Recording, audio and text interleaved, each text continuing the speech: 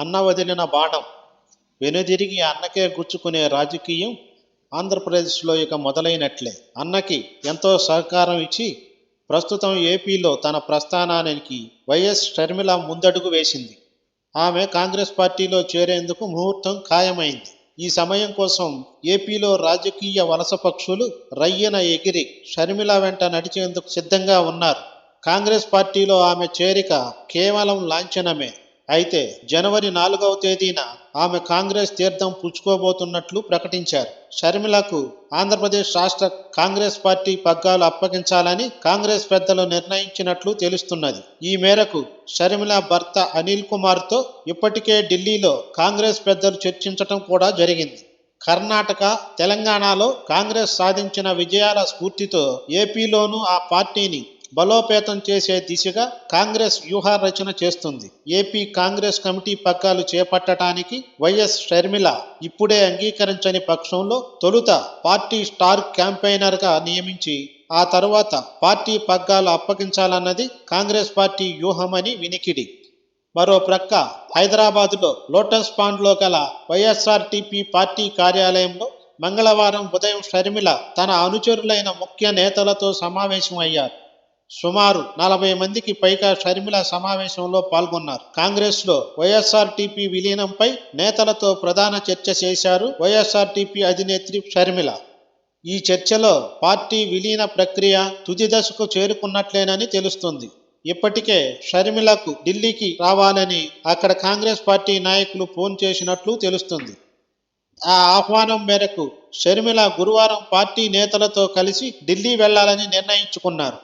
ఇక పార్టీ విలీనం భవిష్యత్ కార్యాచరణపై ఢిల్లీ వేదికగా గురువారం కాంగ్రెస్ అధినాయకత్వం తీసుకునే నిర్ణయాలను బట్టి షర్మిల కీలక ప్రకటన చేయనున్నారు. అయితే షర్మిలకు ఏఐసిసిలో కీలక పదవి దక్కే అవకాశం ఉందనేది అందరికీ తెలిసినప్పటికీ ఆ కీలక పదవి ఏమిటి అనేది ఇప్పుడు రాజకీయ వర్గాలలో ప్రధానంగా ఆసక్తిని రేకెత్తిస్తుంది. ఇక మరో ఆసక్తికరమైన విషయం ఏమంటే మంగళవారం షర్మిల హైదరాబాద్ నుండి ఇడుపులపాయ పర్యటనకు వెళ్లిన నేపథ్యంలో ప్రస్తుతం వైసీపీ నేతలు ఎవరైనా షర్మిలను అక్కడ కలుస్తారేమోనని దీనిని పసిగట్టేందుకు వైసీపీ నిఘా నేత్రాలు అక్కడ పరిశీలనలో ఉన్నట్లు సమాచారం.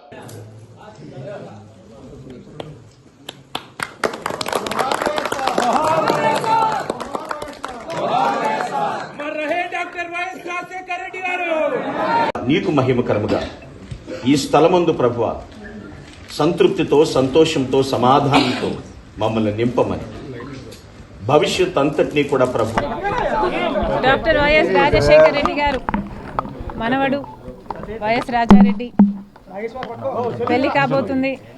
ఈ సందర్భంగా రాజశేఖర రెడ్డి గారి సమాధి వద్ద మొదటి ఇన్విటేషన్ కార్డు ఉంచి ఆయన ఆశీస్సులు తీసుకోవడానికి రావడం జరిగింది.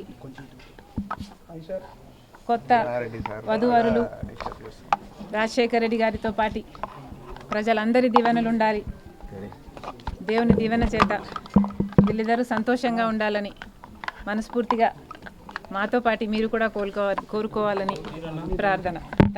Thank you very much.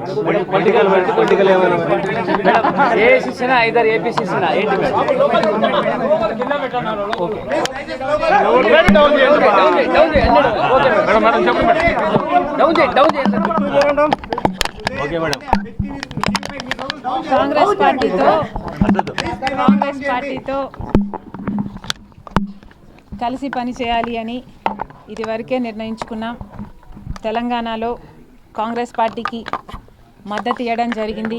కనుకనే కాంగ్రెస్ పార్టీ ఈరోజు అధికారంలోకి వచ్చింది. కేసీఆర్ గారి ప్రజా వ్యతిరేక ప్రభుత్వాన్ని దించడంలో వైఎస్ఆర్ తెలంగాణ పార్టీ చాలా పెద్ద పాత్ర పోషించింది. 31 నియోజకవర్గాలలో కాంగ్రెస్ పార్టీ గెలుపు కేవలం 10,000 మెజారిటీతో గెలిచారు. దానికి కారణం మేము పోటీ చేయకపోవడం.